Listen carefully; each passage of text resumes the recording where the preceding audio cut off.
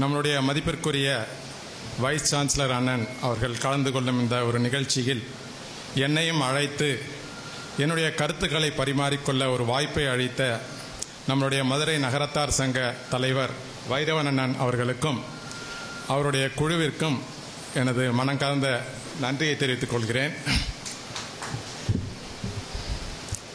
அண்ணன் சொன்னபடி இது ஒரு மாணவர்களுக்கான நிகழ்ச்சி அப்படின்னு நினச்சி தான் நான் இங்கே வந்தேன்.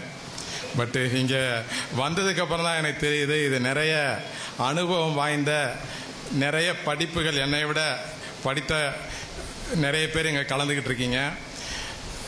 என்னோட கருத்துக்களை நான் என்ன ப்ரிப்பேர் பண்ணிட்டு வந்தனோ அதை நான் சொல்ல விருப்பப்படுறேன். பட் இப்போ நமக்கு +2 ரிசல்ட் வந்துருச்சு. நிறைய மாணவர்கள் என்ன துறை எடுத்து படிக்கலாம், என்ன கோர்ஸ் எடுக்கலாம் அப்படின்னு சொல்லி ப்ரிப்பேர் பண்ணிக்கிட்டு இருப்பீங்க. இதில் நிறைய கன்ஃபியூஷன் இருக்கும். ஆளுக்கு ஒவ்வொன்று சொல்லுவாங்க. தம்பி கம்ப்யூட்டர் சயின்ஸ் படி, தம்பி எலக்ட்ரானிக்ஸ் படி, நல்ல எதிர்காலம் இருக்குது. இப்படி பல குழப்பங்கள் இருக்கும். பத்தாவதுக்கு யூடியூப் சேனல்ஸ் மற்ற விஷயத்துலையும் குழப்பிக்கிட்டு இருக்காங்க. நீங்கள் ஒரு பிடெக் அப்ளிகேஷன் எடுத்து நீங்கள் அப்ளை பண்ணீங்க, இப்போ ஒரு அப்ளிகேஷன் போடுறீங்க அப்படின்னு பார்த்தீங்கன்னா இன்னும் நிறைய பேர் அப்ளை பண்ணிட்டு இருப்பீங்க. எத்தனை பேர் நம்ம இன்டர்நேஷ்னல் ஃபாரின் யூனிவர்சிட்டியில் அப்ளை பண்ணியிருக்கீங்கன்னு தெரியல. இதே நம்ம ஒரு இந்தியன் யூனிவர்சிட்டி இந்தியன் காலேஜில் ஒரு அப்ளிகேஷன் எடுத்து ஃபில் பண்ணிங்கன்னா ஒரு 1 hour இல்லை ஒரு 2 hours நீங்கள் அப்ளிகேஷன் ஃபில் பண்ணி சப்மிட் பண்ணிடலாம்.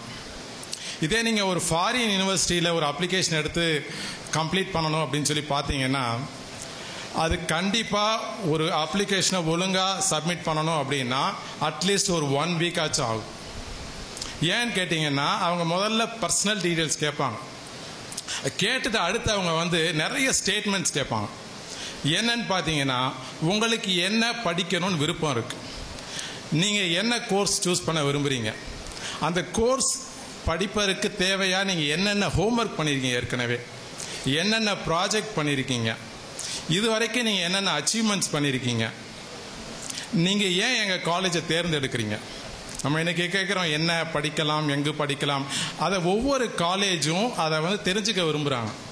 ஏன்னா அவங்க மெயினாக வரக்கூடிய மாணவர்கள் நம்ம காலேஜை விருப்பப்பட்டு அவங்க படிக்கிற துறையில் ஏற்கனவே அவங்களுக்கு இன்ட்ரெஸ்ட் இருந்து அதுக்கப்புறம் நம்ம காலேஜில் அட்மிஷன் ட்ரை பண்ணுறாங்களா இல்லையா அப்படிங்கிறத பார்ப்பாங்க. இப்போ நம்ம அப்ளிகேஷன் ஏதாவது ஒரு கூகுளில் எடுத்து போட்டு இல்லை ஒரு ChatGPTயில் ஜென்ரேட் பண்ணி நம்ம அப்ளிகேஷனை சப்மிட் பண்ணிடலாம். பட் இன்டர்வியூவில் அவங்க கண்டுபிடிச்சிருவாங்க உண்மையிலே இந்த மாணவனுக்கு திறமை இருக்கா, அதில் அவனுக்கு இன்ட்ரெஸ்ட் இருக்கா, இது வரைக்கும் அவன் என்னென்ன சாதனை பண்ணியிருக்கான், நாட்டுக்காக என்ன பண்ணியிருக்கான், இந்த சொசைட்டிக்காக என்ன பண்ணியிருக்கான், இப்படி பலவிதமான செக்லிஸ்ட்டுகளை வச்சு on the basis of that அதெல்லாம் ஆராய்ச்சி தான் அவங்க உங்களுக்கான சீட்டை கொடுப்பாங்களே தவிர ஜஸ்ட் ஒரு மார்க்கின் அடிப்படையில் அந்த கல்லூரியில் இடம் கொடுப்பது கிடையாது. இதே நம்ம இந்தியன் காலேஜ் இந்தியன் யூனிவர்சிட்டிலாம் பார்த்தீங்கன்னா முதல்ல பர்சனல் டீட்டெயில்ஸ் கேட்பாங்க. அடுத்து அவங்க கேட்கக்கூடிய நெக்ஸ்ட் கொஸ்டின் என்னன்னு கேட்டிங்கன்னா உங்கள் அப்பாவோட இன்கம் எவ்வளவு, உங்கள் அம்மாவோட இன்கம் எவ்வளவு, உங்கள் குடும்பத்தோட மொத்த இன்கம் எவ்வளவு, அதுக்கப்புறம் அவ்வளோதான் என்ன கோர்ஸ் சூஸ் பண்ணுறீங்க அப்படின்னு சொல்லி அப்ளிகேஷனை க்ளோஸ் பண்ணிடுவாங்க. ஸோ அப்போ பேரண்ட்ஸ் ஆகிய நாம் இல்லை படிக்கக்கூடிய மாணவர்கள் நம்ம ஒரு ஹோம்ஒர்க் பண்ணணும். அண்ணன் சொன்னபடி என்ன படிக்கிறோம், எங்கு படிக்கிறோம், அதை தாண்டிலும் எதை படித்தால் நம்ம அந்த துறையில் மேலே வர முடியும். இன்னைக்கு கம்ப்யூட்டர் சயின்ஸ் முடிச்சுட்டு இன்ஃபோசிஸ், CTS, HCL டெக்னாலஜி இந்த மாதிரி நிறைய சாஃப்ட்வேர் கம்பெனியில் நம்மளுடைய மாணவர்கள் வேலை செஞ்சுக்கிட்டு இருக்காங்க. இப்போ ஒரு 10 வருஷத்துக்கு முன்னாடி அவங்க கொடுத்த சேலரி பார்த்தீங்கன்னா ஒரு 3 to 5 lakhs, 3 to 4 lakhs. இன்னைக்கும் புதுசாக முடிச்சுட்டு போகக்கூடிய ஒரு மாணவர்கள் வாங்கக்கூடிய சேலரி அதே 3 to 4 lakhs தான். ஸோ 10 வருஷமாக இந்த growth எப்படி நடந்துகிட்டு இருக்கு, விலைவாசிகள்லாம் எவ்வளோ உயர்ந்துகிட்டு இருக்கு, இருந்தாலும் நம்மளுடைய சாஃப்ட்வேர் கம்பெனிகள் அதே 3 to 4 lakhs தான் ஸ்டார்டிங் சேலரியாக கொடுத்துக்கிட்டு இருக்காங்க.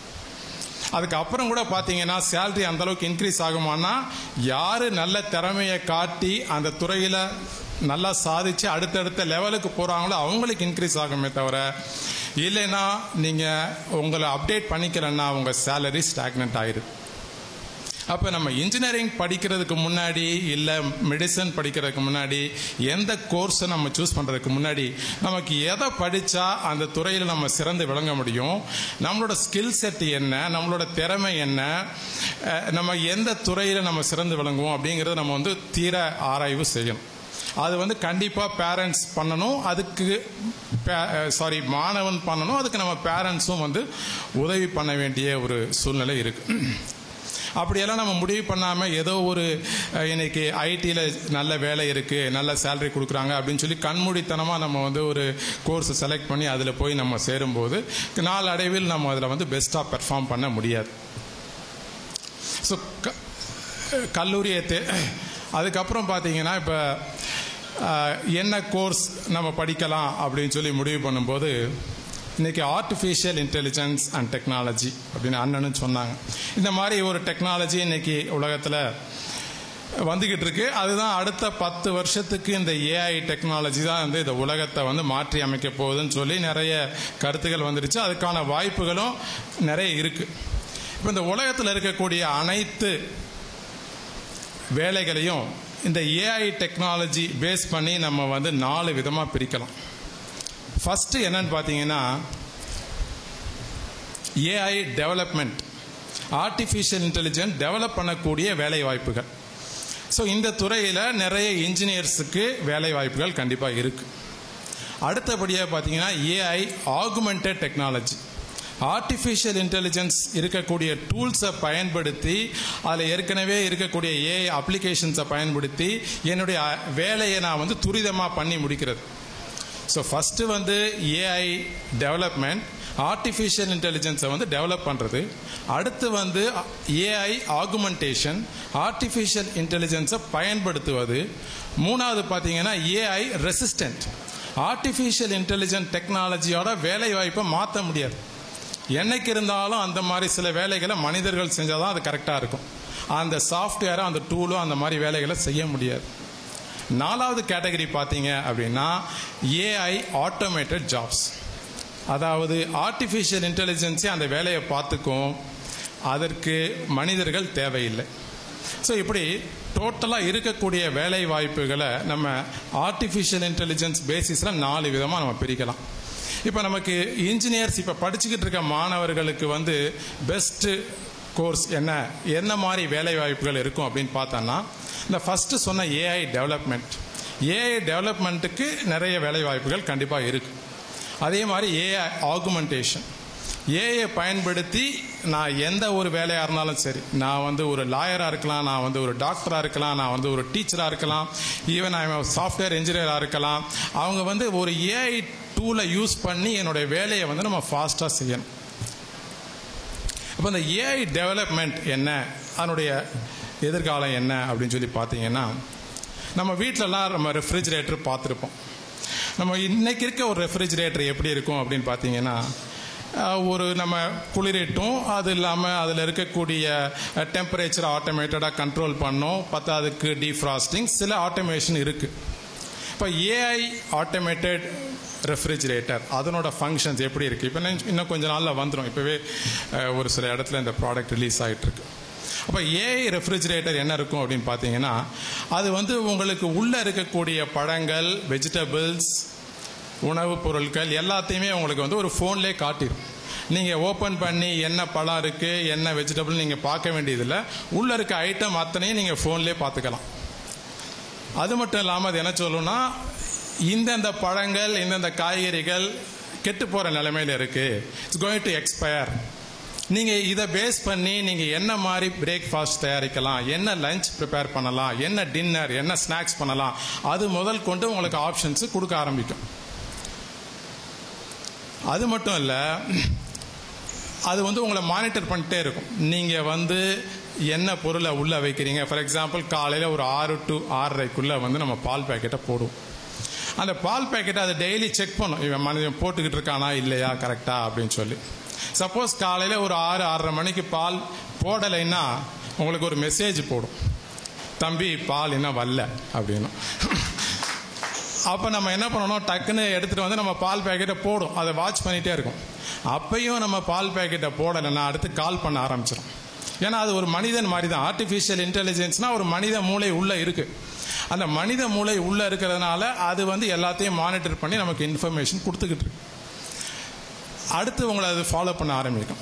ஸோ இப்படி உலகத்தில் இருக்கக்கூடிய அனைத்து பொருட்களும் அனைத்து ப்ராடக்ட்ஸும் ஒரு ஆர்டிஃபிஷியல் இன்டெலிஜென்ஸ் ஒரு மனித மூளை உள்ள வந்துச்சுன்னா அந்த பொருட்கள் எந்த அளவுக்கு திறன்பட செயல்படும், அந்த பொருட்களுடைய வேலைப்பாடுகள் எப்படி பன்மடங்காக உயரும். ஸோ இன்னைக்கு எந்த பொருளை வேணாலும் நீங்கள் எடுத்துக்கலாம். ஒரு ஏசி ஆகட்டும், இல்லை ஒரு வாஷிங் மிஷின், இல்லை ட்ரோன், இல்லை ஒரு லேப்டாப், எந்த பொருளை எடுத்துக்கிட்டிங்கனாலும் அதில் வந்து ஒரு மனித மூளையை ஒரு இன்டெலிஜென்ஸை வைக்கும்போது அதனுடைய வேலைப்பாடு அதனுடைய செயல்திறன் பல மடங்கு உயருது. இன்னைக்கு இந்த அடாப்ஷன் போகலைன்னா கண்டிப்பாக அந்த கம்பெனியோ அந்த ப்ராடக்டோ நிறைய வந்து அதுக்கான ஸ்கோப் இல்லை அப்படிங்கிறது தெரிய வருது. இப்போ நீங்கள் வந்து நீங்கள் நிறைய லே ஆஃப்ஸ் எல்லாம் இப்போ நடந்துக்கிட்டு இருக்கு, பார்த்துருப்பீங்க. இப்போ ஃபார் எக்ஸாம்பிள் உங்களுக்கு சொல்லணும்னா இன்டெல்னு ஒரு கம்பெனி உங்களுக்கெல்லாம் தெரிஞ்சிருக்கும். லேப்டாப் ப்ராசஸர்ஸ், இப்போ லேப்டாப் ஓப்பன் பண்ணிங்கனாலே நிறைய ப்ராசஸர் தயாரிச்சுக்கிட்டு இருக்க கம்பெனி வந்து இன்டெல். அதுக்கு வந்து கிட்டத்தட்ட ஒரு 60 வருஷம் ஓல்டு கம்பெனி. அவங்க எப்பவும் ப்ராசஸர், மைக்ரோ கண்ட்ரோலர்ஸ், இந்த மாதிரி நிறைய செமிகண்டக்டர் டிவைசஸ் பண்ணிக்கிட்டு இருக்க ஒரு கம்பெனி. அந்த கம்பெனி கடந்த 5 வருஷமாக பார்த்தீங்கன்னா அதனோட பெர்ஃபார்மன்ஸ் பார்த்தீங்கன்னா டீக்ரேட் ஆகிட்டு. ஸோ ஓவராலாக இந்த கடந்த 5 வருஷத்தில் அதனோட ஸ்டாக் வேல்யூஸ் எல்லாம் வந்து கிட்டத்தட்ட ஒரு 65% வந்து அது டிக்ரீஸ் ஆயிருக்கு. அதே இன்னொரு கம்பெனி, காம்படிட்டர் கம்பெனி NVIDIA அப்படின்னு சொல்லி ஒரு கம்பெனி, அவங்களும் வந்து ஒரு செமிகண்டக்டர் கம்பெனி. அந்த செமிகண்டக்டர் கம்பெனி இன்டெலை விட ஒரு சின்ன கம்பெனி, ரொம்ப குறைவான எம்ப்ளாயீஸ் இருக்கக்கூடிய ஒரு கம்பெனி, ஒரு 30 வருஷம் ஓல்டு கம்பெனி. பட் அந்த கம்பெனியோட ஸ்டாக்ஸ் ஷேர் வேல்யூஸ் எல்லாம் பார்த்தீங்கன்னா ஒரு 1300% வந்து உயர்ந்திருக்கு. ஒரே கம்பெனி, ஒரு செமிகண்டக்டர் கம்பெனி இன்டெல்ல வந்து 65% கம்மியாக இருக்கு, NVIDIAங்கிற கம்பெனியில் வந்து 1300% அதிகமாக இருக்கு. அப்போ அலசி ஆராய்ச்சி என்ன ரீசன் அப்படின்னு சொல்லி பார்த்தோம்னா அந்த NVIDIAங்கிற கம்பெனி வந்து they are producing AI powered chips. அவங்க வந்து AI டெக்னாலஜி, இன்னைக்கு வந்து செமிகண்டக்டர் சிப்பு நம்ம பார்க்குறோம். நம்மலாம் இன்னைக்கு வந்து ChatGPT, DeepSeek இதெல்லாம் யூஸ் பண்ணி நிறைய நம்ம வேலை செஞ்சுக்கிட்டு இருக்கோம். நமக்கு தெரியும் அது வந்து ஒரு AI அப்ளிகேஷன் அப்படின்னு சொல்லி. நீங்கள் ஒரு கொஸ்டினை ChatGPTயில் போட்ட உடனே அடுத்த செகண்ட் அது என்ன பண்ணுதுன்னா இருக்க டேட்டா எல்லாத்தையும் அனலைஸ் பண்ணி உங்களுக்கு கரெக்டான ஒரு பெஸ்டான ஒரு ஆன்சரை கொடுக்குது. அப்போ இவ்வளவு ஃபாஸ்ட்டாக அது வேலை செய்கிறதுக்கு காரணம் என்ன அப்படின்னு சொல்லி பார்த்தீங்கன்னா பேக்ரவுண்டில் ரன் ஆகிக்கிட்டு இருக்கக்கூடிய இந்த NVIDIA அவங்களோட செமிகண்டக்டர் சிப். அந்த ஒரு பவர்ஃபுல்லான சிப்பு பேக்ரவுண்டில் இருக்கிறதுனால தான் நம்மளால் அவ்வளோ ஃபாஸ்ட்டாக வேலை செய்ய முடியும். அப்போ ஒவ்வொரு ப்ராடக்ட்டுமே அது வந்து செமிகண்டக்டர் ஆகட்டும், ஒரு எலக்ட்ரானிக்ஸ் ஆகட்டும், இல்லை ஒரு மெக்கானிக்கல், ஒரு சிவில், எந்த துறை எடுத்துக்கிட்டாலும் அதில் இருக்கக்கூடிய ப்ராடக்டையும் சர்வீஸையும் இன்னைக்கு ஒரு AI எனேபிள்டாக கொண்டு வரும்போது தான் அதுக்கு வந்து நிறைய வேலை வாய்ப்புகளும் நிறைய ஃபீச்சர்ஸும் வரும் அப்படின்றதுல சந்தேகம் கிடையாது. ஸோ ஃபஸ்ட்டு நான் சொன்னேன் AI டெவலப்மெண்ட் ஜாப்ஸ் இதை பேஸ் பண்ணி தான் இருக்குது. நீங்கள் வந்து இன்றைக்கி படிச்சுக்கிட்டு இருக்க மாணவர்கள் படித்து முடித்ததுக்கப்புறம் அவங்க வந்து ஒரு கம்ப்யூட்டர் சயின்ஸ் போகலாம், இல்லை ஒரு எலக்ட்ரானிக்ஸ் போகலாம், இல்லை ஒரு ரோபோட்டிக்ஸ் போகலாம், இல்லை IoT படிக்கலாம், எதை வேணாலும் படிக்கலாம். ஆனால் இன்றைக்கி AI கூட அதை வந்து ஹைப்ரிட் பண்ணி மெர்ஜ் பண்ணி படிக்கும்போது மட்டும்தான் அதுக்கான வேலை வாய்ப்புகள் ஜாஸ்தியாக இருக்குது. இப்போ அடுத்தபடியாக பார்த்தோன்னா நம்ம வந்து அடுத்த கேட்டகரி வந்து என்னன்னு பார்த்தீங்கன்னா AI augmented jobs. AI augmented ஜாப்ஸ்னால் நான் வந்து AI வந்து டெவலப் பண்ண போகிறது கிடையாது. ஏற்கனவே டெவலப் பண்ணி வச்ச நிறைய AI அப்ளிகேஷன்ஸையும் டூல்ஸையும் பயன்படுத்தி என்னுடைய வேலையை வந்து ரொம்ப துரிதமாகவும் ரொம்ப ஹை பெர்ஃபார்மன்ஸாகவும் நான் பண்ணுறதுக்கு என்னை வந்து நான் அடாப்ட் பண்ணிக்கணும். அப்படி பண்ணிக்காத பட்சத்தில் அந்த வேலை மறுபடியும் அது வந்து அந்த வேலை நம்ம வந்து மிஸ் பண்ணுற மாதிரி ஆகிடும். அப்போ யாராக இருந்தாலும் சரி, ஒரு டாக்டராக இருந்தாலும் அவங்க ஏஐ டூல்ஸை பழகிக்கணும். ஏஐ டூல்ஸில் இருக்கக்கூடிய ஃபீச்சர்ஸை தெரிஞ்சுக்கிட்டு, ஏன்னா எனக்கு நிறைய எக்ஸ்ரே, சிடி, எம்ஆர்ஐ இமேஜஸ் எல்லாம் வருது. அந்த இமேஜஸை டாக்டரே அனலைஸ் பண்ணலாம். அப்பார்ட் ஃப்ரம் தட் இன்னும் நுணுக்கமாக இந்த ஏஐ டூல்ஸ் அதை அனலைஸ் பண்ணி அதுலேருந்து உங்களுக்கு ரிப்போர்ட்ஸ் கொடுக்க ஆரம்பிக்கும். ஸோ இப்படி ஏஐ ஆகுமெண்டட் ஜாப்ஸ் அப்படின்னும் போது நம்ம இருக்க ஏஐ டூல்ஸை நம்மளால் கற்றுக்கிட்டு அதை யூஸ் பண்ண முடியுதா அப்படின்னு சொல்லி நம்ம மாணவர்கள் தெரிஞ்சுக்கணும். அப்படி யூஸ் பண்ணாத சிச்சுவேஷனில் நம்ம வந்து அந்த வேலையை வந்து தொடர முடியாது. இன்றைக்கி நிறைய பார்ப்பீங்க, AI for example HP, Intel, Dell இந்த மாதிரி கம்பெனிஸ் எல்லாம் நிறைய எம்ப்ளாயீஸை வந்து லே ஆஃப் பண்ணிகிட்டு இருக்காங்க.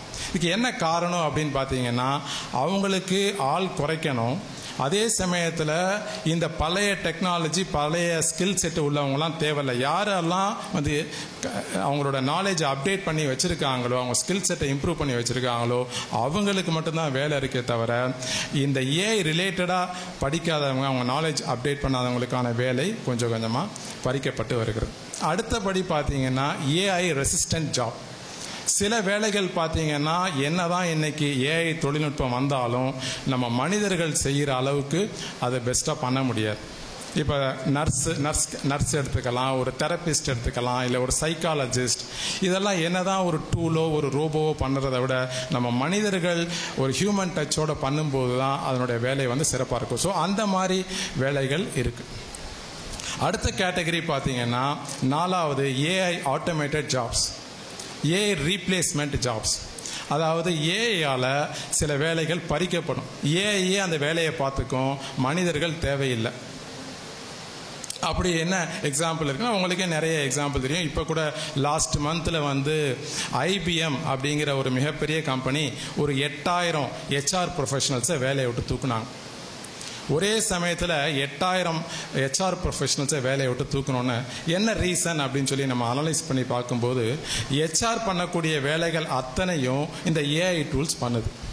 அப்போ ஹெச்ஆர் என்ன பண்ணுறாங்கன்னா, ரெஸ்யூம் வாங்குறது, அதை ஷார்ட் லிஸ்ட் பண்ணுறது, இன்டர்வியூ ஷெட்யூல் பண்ணுறது, ஆஃபர் ரிலீஸ் பண்ணுறது, அதுக்கப்புறம் அவங்களுக்கு ஜாபில் ஜாயின் பண்ணதுக்கப்புறம் அசிஸ்ட் பண்ணுறது, ஃபர்தர் அசிஸ்டன்ஸ், இப்படி எல்லாமே வந்து அந்த ஹெச்ஆர் ப்ரொஃபஷனல்ஸ் பார்த்துக்கிட்டு இருந்தாங்க. இப்போ அந்த வேலையை மொத்தமே இந்த ஏஐ டூல்ஸே பார்த்துக்குது.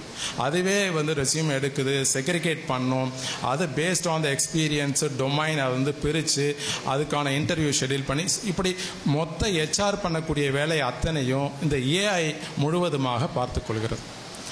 அதே மாதிரி உங்களுக்கு தெரியும், இன்னைக்கு டெஸ்லாவோட autonomous cars, self driving cars. அப்போ அதனோட முக்கிய குறிக்கோள் என்ன? டிரைவர்கள் தேவையில்லை, இதுக்கப்புறம் டிரைவரே வேண்டாம், காரே ஆட்டோமேட்டிக்காக அதனோட வேலையை எங்கே நீங்கள் போகணுமோ அதை கொண்டு போய் விடும். இப்படி ஒவ்வொரு துறையிலுமே வந்து நம்ம வந்து ரொட்டீனாக பண்ணக்கூடிய வேலைகளை இந்த ஏஐ கொஞ்சம் கொஞ்சமாக அது வந்து பண்ண ஆரம்பிக்கும். ஸோ இந்தந்த வேலைகளில் இருக்கக்கூடியவங்க அதனுடைய அடுத்த ஸ்டேஜுக்கு அவங்க வந்து அவங்களுடைய நாலேஜை அப்டேட் பண்ணிக்கும் பட்சத்தில் தான் அந்த வேலையை வந்து தொடர முடியும். இப்படி அதே மாதிரி உங்களுக்கு மாணவர்களுக்கு தெரிஞ்சிருக்கும், செக் அப்படின்னு சொல்லி ஒரு கம்பெனி. செக்குங்கிற ஒரு கம்பெனி அவங்க என்ன பண்ணுறாங்கன்னு கேட்டிங்கன்னா, அந்த ஸ்கூல் புக்ஸில் வந்து நம்ம நிறைய எக்ஸசைஸ் கொஷின்ஸ் இருக்கும். நம்ம டீச்சர்ஸ் வந்து நம்ம எக்ஸசைஸ் கொஷின்ஸ் எல்லாம் சால்வ் பண்ணிட்டு வர சொல்லி ஹோம்ஒர்க்காக கொடுப்பாங்க. நம்ம மாணவர்கள் என்ன பண்ணுவாங்க, இந்த கொஷின்ஸ் வந்துடுச்சா, சரி எடுத்து நம்ம கூகுளில் போட்டு அதுக்கான ஆன்சரை கண்டுபிடிச்சிருவோம் அப்படின்னு சொல்லி நம்ம கூகுளில் அதே கொஷினை போஸ்ட் பண்ணி அதுக்கான ஆன்சர் எடுக்கிறதுக்கு அவங்க ட்ரை பண்ணுவாங்க. அப்படி ட்ரை பண்ணும்போது பாதி ஆன்சர் தான் வரும், மிச்ச பாதி வராது.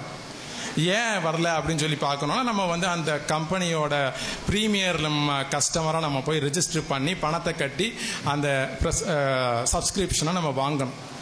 இப்படி ரன் பண்ணிக்கிட்டு இருந்த கம்பெனி தான் செக்குங்கிற ஒரு கம்பெனி. மாணவர்களுக்கு அது நிறைய தெரிஞ்சிருக்கிறதுக்கு வாய்ப்பு இருக்குது.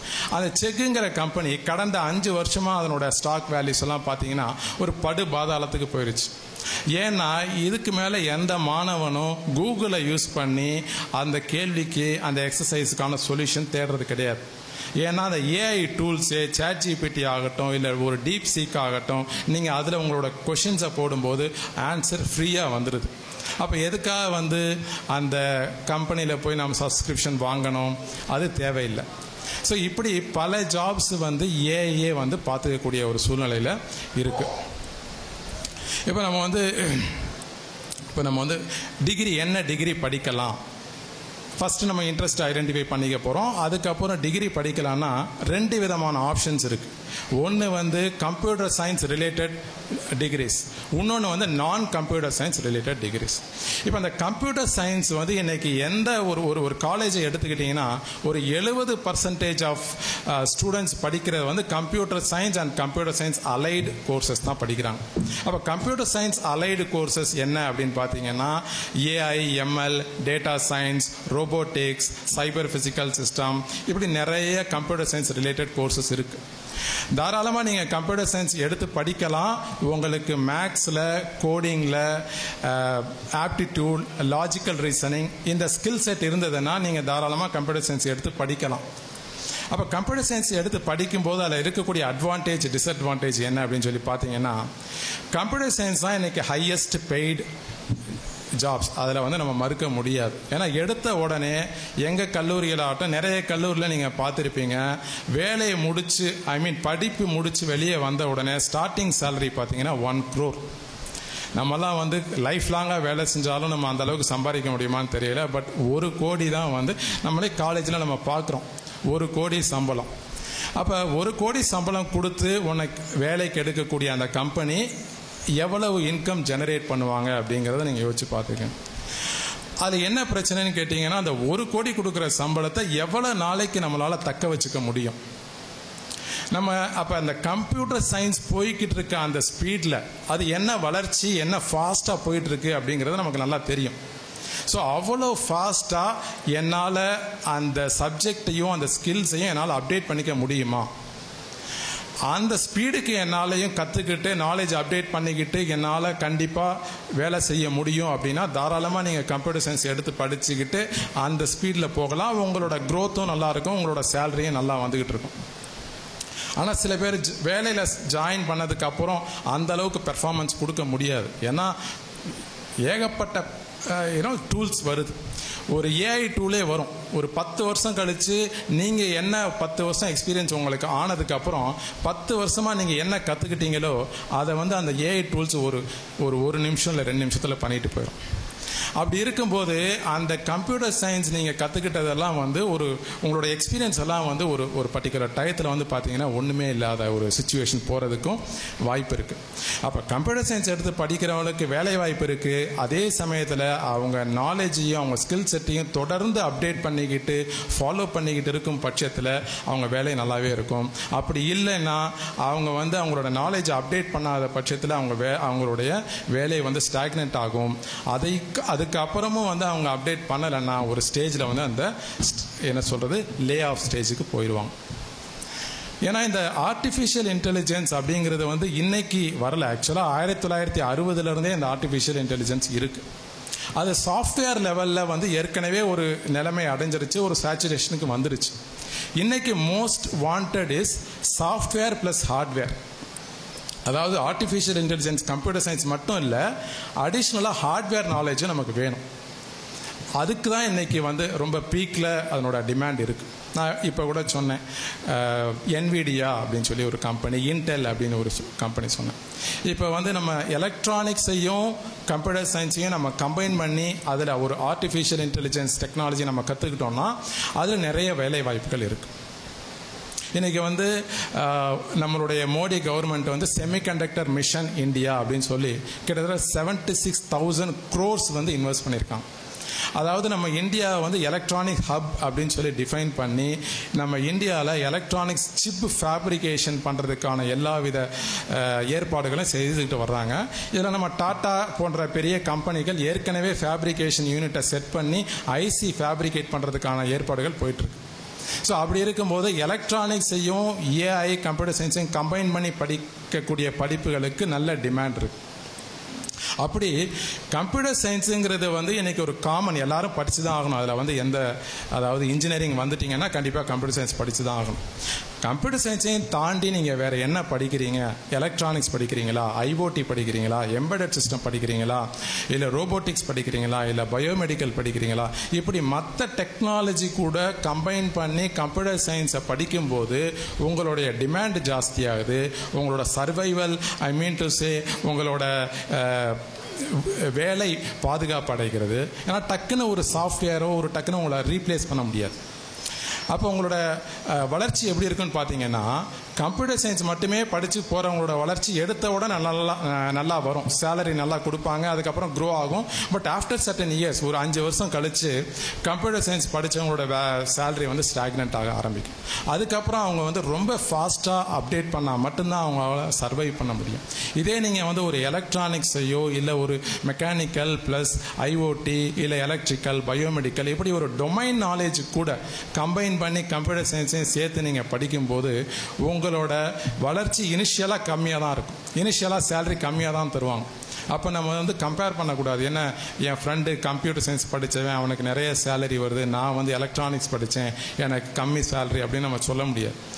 இனிஷியலாக அப்படி தான் இருக்கும். நீங்கள் வந்து அந்த துறையில் இருக்கக்கூடிய அனுபவத்தை கற்றுக்கிட்டு உங்கள் சப்ஜெக்ட் நாலேஜ் அப்ளை பண்ணி உங்களோட எக்ஸ்பீரியன்ஸை கெயின் பண்ண ஒரு ஸ்டேஜில் உங்களுக்கு தாராளமாக வந்து உங்களுக்கு சேலரி இன்க்ரீஸ் ஆக ஆரம்பிக்கும். அதுக்கப்புறம் உங்களோட க்ரோத் ரொம்ப ஃபாஸ்ட்டாக இருக்கும். ஸோ நான் ரெக்கமெண்ட் பண்ணுறதெல்லாம் கேட்டிங்கன்னா computer science along with other engineering domains, core engineering டொமைன்ஸை கம்பைன் பண்ணி ஒரு ஹைப்ரிட் கோர்ஸாக படிக்கிறது வந்து ஒரு நல்ல ஒரு வளர்ச்சியை கொடுக்கும். அண்ணே சொன்னாங்க நம்ம 2 டிகிரி பண்ணலாம் அப்படிங்கிறது. அது இன்னைக்கு கவர்மெண்ட்லேயே ஏஐசிடி யூஜிசி எல்லாம் அப்ரூவ் பண்ணியிருக்காங்க. இன்னைக்கு டூயல் டிகிரி ஆப்ஷன்ஸ் அப்படின்னு சொல்லி இருக்கு. உங்களை எத்தனை பேருக்கு தெரியும் தெரியல, ஐஐடி மெட்ராஸ் வந்து BS bachelor of science in data science, bachelor of science in electronic system இப்படி ஒரு 2 கோர்ஸ் கொடுத்துருக்காங்க. அது வந்து நீங்கள் எந்த ஒரு ஜேஇ எழுதணுமோ அப்படின்னு அவசியம் கிடையாது. நீங்கள் ஜேஇ எழுதி மார்க் வாங்கியிருந்தீங்கன்னா அந்த மார்க் பேசிஸில் வந்து உங்களுக்கு வந்து அந்த கோர்ஸை கொடுக்குறாங்க. அது இல்லைன்னா பரவாயில்ல, நீங்கள் வந்து குவாலிஃபயர் எக்ஸாம்னு சொல்லி ஒரு சிம்பிள் எக்ஸாம் வைக்கிறாங்க. அந்த எக்ஸாமை கிளியர் பண்ணால் போதும், அந்த ஒரு bachelor of science IIT offer பண்ணக்கூடிய கோர்ஸை நீங்கள் ரிஜிஸ்டர் பண்ணி அந்த கோர்ஸை வந்து உங்களோட நீங்கள் வந்து ஏற்கனவே படிச்சுக்கிட்டு இருக்க கோர்ஸோட பேரலாக படிக்கலாம். இப்போ ஃபார் எக்ஸாம்பிள் நான் கம்ப்யூட்டர் சயின்ஸ் ரிஜிஸ்டர் பண்ணிட்டேன் அப்படின்னா நீங்கள் அடிஷ்னலாக வந்து bachelor of science and electronic system அப்படிங்கிற கோர்ஸையும் நீங்கள் வந்து சேர்த்து ஒரு டியூவல் டிகிரியாக படிக்கலாம். இப்படி நீங்கள் 2 டிகிரியாக படிக்கும்போது உங்களுக்கு 2 சப்ஜெக்ட் நாலேஜும் வரும். அதற்கு மூலிமா உங்களுக்கு வந்து வேலை வாய்ப்புகள் அதிகமாக இருக்கும். ஸோ அதே மாதிரி நம்மளோட ஐஐடிஸ், என்ஐடிஸ், IIIT இந்த மாதிரி கவர்மெண்ட் இன்ஸ்டிடியூஷன்லாம் பார்த்தீங்கன்னா எனக்கு நிறைய டியூயல் டிகிரி ப்ரோக்ராம்ஸ் வந்துருச்சு. டியூயல் டிகிரி என்னன்னு பார்த்தீங்கன்னா BTech in electronics and communication and MTech in VLSI. உங்களுக்கு 2 துறையும் கம்பைன் பண்ணி இன்டகிரேட்டடாக ஒரு எம்டெக் ப்ரோக்ராம் கொடுக்குறாங்க. இப்போ ரெகுலராக நீங்கள் எம்டெக் படிக்கணும் அப்படின்னு பார்த்தீங்கன்னா 4 வருஷம் பிடெக் படிக்கணும், 2 வருஷம் எம்டெக் படிக்கணும். ஸோ டோட்டலாக 6 இயர்ஸ் படிக்கணும். ஆனால் இன்றைக்கி இருக்கக்கூடிய கவர்மெண்ட் இன்ஸ்டிடியூஷன்ஸ் எல்லாம் வந்து இந்த எம்டெக் இன்டகிரேட்டட்னு சொல்லக்கூடிய கோர்ஸை இன்ட்ரடியூஸ் பண்ணியிருக்காங்க. அது மூலிமா உங்களுக்கு வந்து 2 டிகிரியும் 5 இயர்ஸ்லேயே நீங்கள் முடிக்கக்கூடிய ஒரு வாய்ப்பு இருக்குது. அது மட்டும் இல்லாமல் அந்த மாதிரி டாப் இன்ஸ்டிடியூஷன்ஸில் நீங்கள் 2 டிகிரி முடிச்சுட்டு வரும்போது பிடெக் இசிஇ முடித்து அதுக்கேற்ற வேலை வாய்ப்புகளை நீங்கள் தேர்ந்தெடுத்துக்கலாம். இல்லை எம்டெக்கில் விஎல்எஸ்ஐ முடித்து அதில் உங்கள் எக்ஸ்பர்டைஸை பில்டு பண்ணிங்கன்னா அதுக்கேற்ற வேலை வாய்ப்புகளையும் நம்ம தேர்ந்தெடுத்துக்கலாம். இந்த மாதிரி நீங்கள் கோர்ஸை செலக்ட் பண்ணுறோம். அடுத்தபடியாக நம்ம பார்க்கணுன்னா இந்த கல்லூரிகளை எப்படி தேர்ந்தெடுக்கிறது அப்படிங்கிறது ஒரு கொஷின் இருக்குது. நம்ம கல்லூரிகளை தேர்ந்தெடுக்கணும் அப்படின்னா முதல்ல நம்ம பார்க்க வேண்டியது என்னன்னு கேட்டிங்கன்னா அது QS ரேங்கிங் அப்படின்னு சொல்லுவோம். இந்த உலகத்தில் இருக்கக்கூடிய அனைத்து கல்லூரிகளையும் அனைத்து யூனிவர்சிட்டிகளையும் தரவரிசைப்படுத்தியிருக்காங்க. அது யாருன்னு கேட்டிங்கன்னா QS அப்படிங்கிற ஒரு நிறுவனம். அவங்க வந்து பல பேராமீட்டர்ஸை எடுத்து அனலைஸ் பண்ணி எது ஃபர்ஸ்ட் இந்த உலகத்திலே நம்பர் 1 யூனிவர்சிட்டி எது, நம்பர் 2 யூனிவர்சிட்டி எது அப்படின்னு சொல்லி மொத்த யூனிவர்சிட்டியும் காலேஜஸையும் அவங்க வந்து தரவரிசைப்படுத்தியிருக்காங்க. அதில் பார்த்தீங்கன்னா எனக்கு நம்ம ஃபேமஸாக சொல்லக்கூடிய MIT யூஎஸில் இருக்கக்கூடிய யூனிவர்சிட்டி நம்பர் 1, அப்புறம் அதில் ஆக்ஸ்ஃபோர்டு யூனிவர்சிட்டி இருக்குது, இல்லை ஹார்வர்டு யூனிவர்சிட்டி இருக்குது, நேஷனல் யூனிவர்சிட்டி ஆஃப் சிங்கப்பூர், இதெல்லாம் டாப் 10-15க்குள்ளே வரக்கூடிய ஒரு மிகப்பெரிய யூனிவர்சிட்டிஸ். இதில் என்ன ஒரு வருத்தப்படக்கூடிய விஷயம் என்னன்னு கேட்டிங்கன்னா வித்தின் 100 ரேங்க்குள்ளே நம்மளோட இந்தியன் யூனிவர்சிட்டிஸ் ஒன்று கூட அந்த லிஸ்ட்டில் கிடையாது. அப்போ நீங்கள் வந்து ஃபாரினில் வந்து அவ்வளவு குவாலிட்டி ஆஃப் எஜுகேஷன் இருக்குது. பட் நம்ம இந்தியாவில் இருக்கக்கூடிய ஐஐடி எடுத்துக்கிட்டாலும் சரி எதை எடுத்தாலும் வந்து வித்தின் 100ல் ஒரு யூனிவர்சிட்டி கூட கிடையாது. கொஞ்சம் கொஞ்சமாக நம்மளோட எஜுகேஷன் சிஸ்டம் இம்ப்ரூவ் ஆகிட்டு இருக்குது. பட் இருந்தாலும் வித்தின் 100ல் நம்ம கிடையாது. அப்போ வித்தின் 1000க்குள்ள எந்த யூனிவர்சிட்டி இருக்குது அப்படின்னு பார்த்தீங்கன்னா கிட்டத்தட்ட ஒரு 10 ஐஐடிஸ் இருக்குது, நிறைய மொத்தமாக ஒரு 20 யூனிவர்சிட்டிஸ் இருக்குது. அதில் நம்ம பார்த்தோம்னா ஐஐடிஸில் வருது, ப்ரைவேட் யூனிவர்சிட்டிஸில் என்ன பார்த்தீங்கன்னா பிட்ஸ் பிலானி இருக்குது, விஐடி இருக்குது, மணிப்பால் இன்ஸ்டியூட் ஆஃப் டெக்னாலஜி இருக்குது, தப்பார் இன்ஸ்டியூட் ஆஃப் டெக்னாலஜி, இது சில ப்ரைவேட் யூனிவர்சிட்டிஸ் இருக்குது. ஸோ நீங்கள் எந்த காலேஜை சூஸ் பண்ணணும் அப்படின்னு பார்க்கும்போது நீங்கள் வந்து அந்த QS ரேங்கிங்கை ஃபஸ்ட்டு ஒரு இன்டர்நேஷ்னல் ரேங்கிங் இருக்கிறத நீங்கள் முதல்ல பார்க்கலாம். அதையும் தாண்டி நம்ம இந்தியாவில் வந்து நம்ம கவர்மெண்ட் ஆஃப் இந்தியா என்ன பண்ணியிருக்காங்க, national university of ranking framework அப்படின்னு சொல்லி ஒரு ரேங்க் டிஃபைன் பண்ணியிருக்காங்க, NIRF ரேங்கிங். நீங்கள் கூகுளில் போட்டு அதனோட அந்த NIRF ரேங்கிங்கை வந்து டவுன்லோட் பண்ணி பார்க்கலாம். அப்படி டவுன்லோட் பண்ணி பார்க்கும்போது என்னென்ன இன்ஸ்டிடியூஷன்ஸ் டாப் 100 லிஸ்ட்டு இருக்குது அப்படிங்கிறத நீங்கள் நோட் பண்ணிக்கலாம். அதை நோட் பண்ணிக்கிட்டு அது மட்டும் போதாது, இதெல்லாம் வந்து ஒரு ரெஃபரன்ஸ் தான். ஸோ இதெல்லாம் வந்து நல்லா பெர்ஃபார்ம் பண்ணிக்கிட்டு இருக்கக்கூடிய இன்ஸ்டிடியூஷன்ஸ் அப்படிங்கிறது நமக்கு தெரியுது. அது மட்டும் இல்லாமல் நம்ம வந்து ஒரு இன்ஸ்டிடியூஷனை செலக்ட் பண்ணணும்னா அவங்க என்ன மாதிரி அக்ரெடிட்டேஷன் வாங்கியிருக்காங்க அப்படின்னு சொல்லி பார்க்கணும். இன்றைக்கி வந்து நிறைய அக்ரெடிட்டேஷன் கவர்மெண்ட் பாடிஸ் இருக்காங்க. NAC அக்ரெடிட்டேஷன் அப்படின்னு சொல்லுவோம். NAC அக்ரெடிட்டேஷன்றவங்க யாருன்னு கேட்டிங்கன்னா அவங்க வந்து அந்த காலேஜை விசிட் பண்ணி அந்த காலேஜை கம்ப்ளீட்டாக அனலைஸ் பண்ணி அந்த யூனிவர்சிட்டிக்கு கிரேடு கொடுப்பாங்க. அதுதான் வந்து NAC A, NAC A+, NAC A++, இப்படியெல்லாம் வந்து அந்த கிரேடை கொடுப்பாங்க. நீங்கள் என்ன பண்ணணும்னா அந்த கல்லூரியோட வெப்சைட்டை ஓப்பன் பண்ணி அவங்க எந்த மாதிரி NAC கிரேடு வாங்கியிருக்காங்க, NAC A-வா இல்லை A+ஆ இல்லை A++ஆ, A++ தான் வந்து ஒரு ஹையஸ்ட் அக்ரெடிட்டேஷன். ஸோ இந்த மாதிரி அக்ரெடிட்டேஷன்லாம் அந்த கல்லூரி வாங்கியிருக்கா அப்படிங்கிறத நம்ம செக் பண்ணணும். மூணாவது பார்த்தீங்கன்னா அந்த NBAன்னு ஒன்று சொல்லுவாங்க, நேஷ்னல் போர்ட் ஆஃப் அக்ரெடிட்டேஷன். அதாவது NACங்கிறது என்னன்னு கேட்டிங்கன்னா ஒரு கல்லூரிக்கு கொடுக்கக்கூடிய ஒரு அக்ரெடிட்டேஷன். NBA அப்படிங்கிறது ஒரு டிபார்ட்மெண்ட். நீங்கள் வந்து ஒரு கம்ப்யூட்டர் சயின்ஸ் ஜாயின் பண்ண போகிறீங்க இல்லை ஒரு எலக்ட்ரானிக்ஸ் ஜாயின் பண்ண போகிறீங்கன்னா அந்த டிபார்ட்மெண்ட்டு எந்த அளவுக்கு பெஸ்ட்டாக பெர்ஃபார்ம் பண்ணிக்கிட்டு இருக்கு அப்படிங்கிறத செக் பண்ணி அதுக்கான அக்ரெடிட்டேஷன் கொடுக்குறவங்க தான் இந்த NBA அப்படிங்கிறது. அது மட்டும் இல்லாமல் இன்றைக்கி நீங்கள் list of colleges in India மொத்தமாக பார்த்தீங்கன்னா நம்ம வந்து கேட்டகரைஸ் பண்ணிக்கலாம். அது என்னன்னு கேட்டிங்கன்னா deemed universities, deemed to be யூனிவர்சிட்டிஸ்ன்னு சொல்லி அப்படி சொல்லக்கூடிய ப்ரைவேட் யூனிவர்சிட்டிஸ் இருக்குது. அதுக்கப்புறம் IITs, NITs அந்த மாதிரி இருக்காங்க. அப்புறம் அட்டானமஸ் இன்ஸ்டிடியூஷன்ஸ் இருக்காங்க. நம்ம தமிழ்நாட்டிலே நல்லா பெர்ஃபார்ம் பண்ணக்கூடிய நிறைய இன்ஸ்டிடியூஷன்ஸ் வந்து தமிழ்நாட்டில் மட்டும்தான் இருக்குது. நீங்கள் நம்ம தமிழ்நாட்டிலே நல்ல இன்ஸ்டிடியூஷன்ஸ் இருக்குது, அதை நீங்கள் சூஸ் பண்ணி பார்க்கலாம். அப்போ இந்த டீம்டு யூனிவர்சிட்டிஸ்லாம் சேரலாமா அப்படின்னு சொல்லி பார்த்தீங்கன்னா கண்டிப்பாக நீங்கள் கன்சிடர் பண்ணலாம் டீம்டு யூனிவர்சிட்டிஸ். ஏன் அப்படி சொல்லேன்னு பார்த்தீங்கன்னா இந்த டீம்டு யூனிவர்சிட்டிஸ், IITs, NITs இவங்களெல்லாம் வந்து தனி அட்டானமஸ் பாடிஸ்.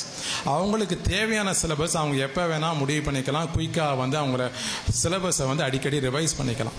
ஸோ ஒரு இண்டஸ்ட்ரி ரெக்யர்மெண்ட்ஸுக்கு ஏற்ற மாதிரி அவங்க சிலபஸை ரிவைஸ் பண்ணிக்கிட்டு அவங்களோட வேலை வாய்ப்புகளுக்கு ஏற்ற மாதிரி அவங்களோட கரிக்குலமை வந்து அவங்க அப்டேட் பண்ணிக்கலாம். ஸோ அந்த மாதிரி யூனிவர்சிட்டிஸில் வாய்ப்பு இருக்கா அப்படின்னு சொல்லி பார்க்கணும். அப்படி இல்லைன்னா அந்த அட்டானமஸ் இன்ஸ்டிடியூஷன்ஸ், அப்போ அண்ணா யூனிவர்சிட்டி கண்ட்ரோலில் வரக்கூடிய அட்டானமஸ் இன்ஸ்டிடியூஷன்ஸ்லேயும் நீங்கள் வந்து ஜாயின் பண்ண முடியுமா அப்படின்னு சொல்லி பார்க்கணும். அது வந்து ஒரு மூணாவது ஆப்ஷனாக வச்சுக்கலாம். இப்போ இந்த அதையும் தாண்டி நம்ம பார்த்தோன்னா நம்ம அந்த கல்லூரி வெப்சைட்டை ஓப்பன் பண்ணி அந்த கல்லூரி அதில் இருக்க ப்ரொஃபஸர்ஸ் அவங்களோட பேக்ரவுண்ட் பார்க்கணும். அந்த ப்ரொஃபஸர்ஸ் எல்லாம் நல்ல ரிசர்ச் ஓரியன்டாக இருக்காங்க. சில கல்லூரிலாம் பார்த்தீங்கன்னா ஃபோட்டோ மட்டும் போட்டிருப்பாங்க, அவங்கள பற்றி ப்ரொஃபைல்லாம் இருக்காது. அவங்களோட ப்ரொஃபைலை எடுத்து நம்ம டீட்டெயிலாக அனலைஸ் பண்ணி பார்க்கணும். அவங்க வந்து எவ்வளோ எந்த இன்ஸ்டிடியூஷனில் PhD பண்ணியிருக்காங்க, அவங்க எவ்வளோ ரிசர்ச் ஒர்க் பண்ணியிருக்காங்க அப்படிங்கிறத நம்ம அனலைஸ் பண்ணணும். இன்றைக்கெல்லாம் ஒரு யூனிவர்சிட்டியை பார்க்கணுன்னா அவங்களுக்கு வர்ச்சுவல் டூர் அப்படின்னு சொல்லி அரேஞ்ச் பண்ணியிருப்பாங்க. அதாவது நீங்கள் வீட்டில் இருந்தே அந்த கேம்பஸ் எப்படி இருக்குது, அந்த கேம்பஸில் இருக்கக்கூடிய ஃபெசிலிட்டிஸ் என்ன, அந்த லேப் ஃபெசிலிட்டிஸ் என்ன அப்படின்னு சொல்லி ஒரு கேம்பஸோட கம்ப்ளீட்டாக ஒரு வர்ச்சுவல் டூர் மாதிரி இன்றைக்கி அவங்களே ரெடி பண்ணி அதை காட்டுறாங்க. அதையும் நீங்கள் பார்க்கலாம். முடிஞ்சால் நீங்கள் வந்து நேராக கல்லூரிக்கு போய் கல்லூரியில் இருக்கக்கூடிய infrastructure facility, lab facility, research centre facility, அவங்களோட நிறைய அந்த அவங்களோட ஆக்டிவிட்டீஸ் என்னென்ன பண்ணுறாங்க அப்படிங்கிறதெல்லாம் நீங்கள் பார்த்து உங்கள் கல்லூரியை சூஸ் பண்ணி பார்க்கணும். அதுக்கு அடுத்தபடியாக பார்த்தோன்னா அந்த கல்லூரியில் எந்த அளவுக்கு ஃப்ளெக்சிபிலிட்டி இருக்குது. ஏன்னா வந்து நம்ம ஒரு கோர்ஸை எடுத்து படிக்கிறோம் அப்படின்னா வந்து நமக்கு பிடிச்ச கோர்சஸை எடுக்கிறதுக்கு அந்த ஃப்ளெக்சிபிள் கிரெடிட் சிஸ்டம் இருக்கா. நான் வந்து இன்றைக்கி வந்து ஒரு மல்டி டிசிப்ளினரி ஸ்கில்ஸ் தான் எல்லாரும் எதிர்பார்க்குறாங்க. கம்ப்யூட்டர் சயின்ஸ் மட்டும் இல்லை, computer science along with engineering degree நிறைய இருக்கா அப்படின்னு சொல்லி பார்க்குறாங்க.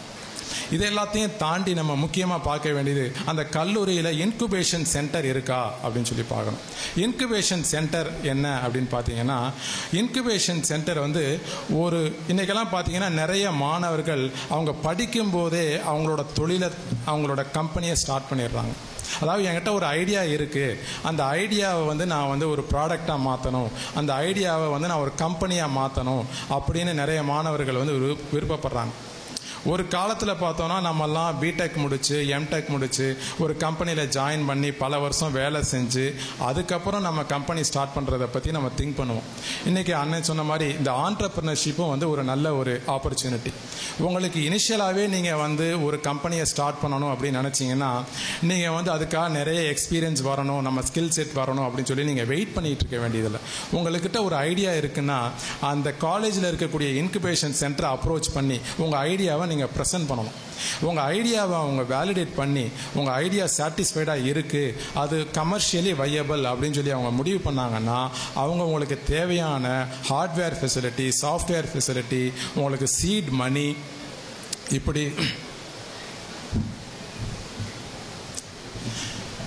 இப்படி நிறைய வாய்ப்புகளை உங்களுக்கு ஏற்படுத்தி கொடுப்பாங்க. ஸோ கடைசியாக அண்ணன் சொன்ன மாதிரி ஒரே ஒரு 2 நிமிஷத்தில் நான் முடிச்சுக்கிறேன். என்ன படிக்கலாம், எப்படி படிக்கலாம் தாண்டி எங்கு படிக்கலாம் இப்போ தாண்டி எப்படி படிக்கலாம் அப்படிங்கிறது ரொம்ப ரொம்ப முக்கியம். நம்ம வந்து காலேஜில் ஜாயின் பண்ணதுக்கு மட்டும் இல்லாமல் அதோடு நம்ம வந்து கூலாக இருந்துடக்கூடாது. நம்ம வந்து அந்த காலேஜில் இருக்கக்கூடிய ப்ரொஃபஸர்ஸ் கூட கம்பைன் பண்ணி நம்ம ரிசர்ச் பேப்பர் பப்ளிஷ் பண்ணுறது, நம்ம இன்டர்ன்ஷிப் பண்ணுறது. இன்றைக்கி எல்லா கம்பெனியுமே இன்டர்ன்ஷிப் மோட் ஆஃப் ரெக்ரூட்மெண்ட் தான் பண்ணிகிட்ருக்காங்க. நம்ம வந்து ஒரு மார்க்கை மட்டுமே வச்சுக்கிட்டு இன்றைக்கி வந்து வேலையை வந்து வாங்கிட முடியாது. நிறைய நம்ம இன்டர்ன்ஷிப் பண்ணணும், நிறைய எக்ஸ்பீரியன்ஸை கெயின் பண்ணணும், ரிசர்ச் பேப்பர் பப்ளிஷ் பண்ணணும். இப்படி பல எக்ஸ்ட்ரா கரிக்குலர், கோ கரிக்குலர் ஆக்டிவிட்டீஸை நம்ம பில்டு பண்ணும்போது தான் நம்மளுடைய வேலை வாய்ப்புகள் அதிகரிக்கும். ஸோ கடைசியாக நீங்கள் வந்து என்ன படிக்கலாம், எப்படி படிக்கலாம் அப்படிங்கிறத தாண்டி நீங்கள் வந்து வெற்றி பெறணும், சாதிக்கணும் அப்படின்னு சொல்லி நீங்கள் முடிவு பண்ணிட்டீங்கன்னா இந்த காலேஜோ இந்த கோர்ஸஸோ உங்களுக்கு ஒரு மிகப்பெரிய ஒரு தடையாக இருக்காது. உங்களுடைய நம்பிக்கை தான் வந்து உங்களுடைய வாழ்வில் வெற்றியை கொண்டு வரும் அப்படின்னு சொல்லி இந்த அருமையான வாய்ப்பை எனக்கு அழைத்த நம்முடைய மதுரை நகரத்தார் சங்கத்திற்கு நன்றியை தெரிவித்து விடைபெறுகிறேன். Including subject mark, you have to maintain and update your knowledge according to your career is important என்பதை கிளியராக புரிய வைத்தமைக்கு நன்றி. எந்த ஒரு இலக்கும் செய்து முடிக்கும் வரை சாத்தியமற்றதாகவே தோன்றும். முயற்சி ஒன்றே இலக்கை சாத்தியமாக்கும் என்பதற்கேற்ப இவர் மதுரை முன்னேற்ற மைந்தன். இவரது நிர்வாகத் திறமை, சட்ட அறிவு மற்றும் அரசியல் அனுபவம் இவை அனைத்தும் இந்நிகழ்ச்சிக்கு வலு சேர்ப்பதோடு மட்டுமல்லாமல் நம் இளைஞர்கள் மற்றும் சமூகம் முழுவதற்கும் ஒரு பெரிய முன்னுதாரணமாக சிவில் சர்வீஸ் தேர்வில் தேர்ச்சி பெற்ற வருமான வரித்துறையின் முன்னாள் இணை ஆணையர் திரு எஸ் சரவணகுமரன் ஐஆர்எஸ் அவர்கள். இவர் வருமான வரித்துறையில் இணை ஆணையாளராக பணியாற்றிய காலத்தில் கண்ட அனுபவங்களும் வழக்கறிஞர் தொழிலின் சிறப்பும் நம்முடைய மாணவர்களை பட்டை தீட்டும் என்பதில் எந்தவிதமான ஐயமும் இல்லை. கல்வி என்பது வெறும் புத்தக அறிவு மட்டுமல்லாமல் தூய்மையான ஒழுக்கத்தையும் சமூக உணர்வையும் மாற்றத்தை ஏற்படுத்தும் துணிச்சலையும் வளர்க்க வேண்டும் என்பதற்கு உதாரணமாக வாழ்ந்து காட்டி அதற்காகவே இப்போது தங்களுடைய அறிவு, திறமை, புத்திசாலித்தனத்தை நாட்டுக்கும் சமூகத்திற்கும் பயன்படும்படி வாழ்க்கையை அமைத்து கொண்டவர். சவால்கள் நிறைந்த வாழ்க்கையை சாதனைகளாக்கிய வருமான வரித்துறையின் முன்னாள் இணை ஆணையர் திரு எஸ் சரவணகுமரன் ஐஆர்எஸ் அவர்களை வழிகாட்டுதல் உரை நிகழ்த்த வருமாறு அன்புடன் கேட்டுக்கொள்கிறோம்.